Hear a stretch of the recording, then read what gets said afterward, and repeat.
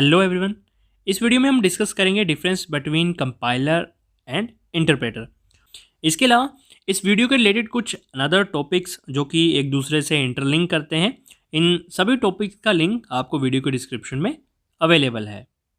सबसे पहला डिफरेंस है, कंपाइलर एक प्रोग्राम है जो कन्वर्ट करता है सारी की सारी एंटायर हाई लेवल लैंग्वेज को मशीन लैंग्वेज में, जबकि इंटरप्रेटर एक प्रोग्राम है जो कन्वर्ट करता है हाई लेवल लैंग्वेज को line by line into machine language. तो जहाँ पर कंपाइलर पूरे पैराग्राफ को, पूरे सोर्स कोड को एक ही साथ मशीन लैंग्वेज में कन्वर्ट कर देता है, इंटरप्रेटर उसकी जगह लाइन बाय लाइन उसे मशीन लैंग्वेज में कन्वर्ट करता है।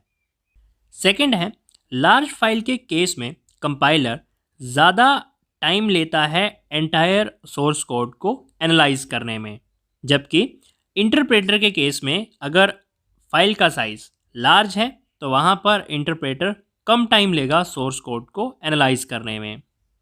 थर्ड है, कंपाइलर फास्ट है इंटरप्रेटर के कंपैरिजन में, और वहीं इंटरप्रेटर स्लो है कंपाइलर के कंपैरिजन में, क्योंकि यहाँ पर कंपाइलर पूरे सोर्स कोड को एक ही साथ कंपेयर करेगा, जबकि interpreter line by line convert करेगा, ट्रांसलेट करेगा।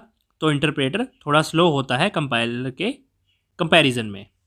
फोर्थ है, कंपाइलर जनरेट करता है एरर का मैसेज जब वो पूरा प्रोग्राम स्कैन कर लेता है, इसलिए डीबगिंग। अब डीबग क्या होता है? डीबग एक प्रोसेस है जिसमें आप बग्स का, जो भी एरर होते हैं उनका पता लगाते हैं और उन्हें रिजोल्व करते हैं। तो कंपाइलर के केस में डीबगिंग कंपैरेटिवली हार्ड हो जाती है, क्योंकि एरर पूरे प्रोग्राम में कहीं भी हो सकता है। तो सिंपली अगर बात करें, आप एक सोर्स कोड लिखते हैं, देन कंपाइलर उसे ट्रांसलेट करता है मशीन लैंग्वेज में। अब जब वो उसे ट्रांसलेट कर रहा है तो वो लाइन बाय लाइन नहीं करेगा, वो पूरे का पूरा जितना सोर्स कोड है उस सारे को मशीन लैंग्वेज में कन्वर्ट करेगा। और जब आपका पूरा प्रोग्राम वो कन्वर्ट करेगा, देन वो आपको बताएगा कि एरर कहाँ कहाँ हो सकते हैं। तो यहाँ पे टाइम लगता है। अब वहाँ पे एरर ज़्यादा होंगे तो उन्हें करेक्ट करने में भी टाइम ज़्यादा लगेगा, जबकि इंटरप्रेटर में डीबगिंग ईजी हो जाती है, क्योंकि प्रोग्राम को लाइन बाय लाइन ट्रांसलेट किया जाता है, इसलिए एरर को पहले ही चेक कर लिया जाता है।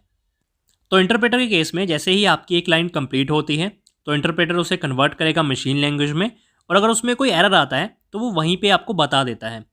तो इस केस में इंटरप्रेटर ज़्यादा अच्छा है, जो कि आपको स्टार्टिंग में ही बता देता है कि आपका एरर कहाँ है और आप उसे ईजिली और जल्दी ही इफ़ेक्टिवली करेक्ट कर लेते हैं।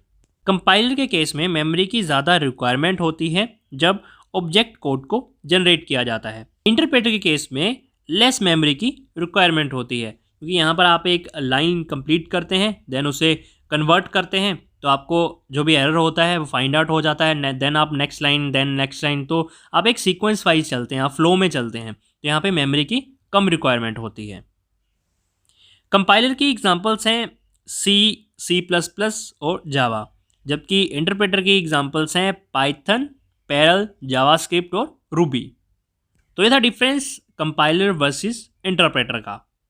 इसके रिलेटेड जितने भी टॉपिक्स हैं वो बता चुका हूँ, लिंक आपको डिस्क्रिप्शन में अवेलेबल है। ये सारे टॉपिक आपस में इंटरलिंक करते हैं। आप इन सबको कोशिश कीजिए कि थोड़ा आप अच्छे से इन्हें समझें।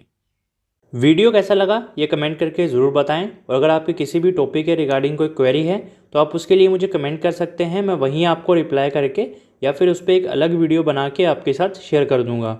इसी तरह की हर अपडेट के लिए स्टूडेंट नोट्स चैनल को सब्सक्राइब करें, वीडियो को लाइक और शेयर करें। Thank you.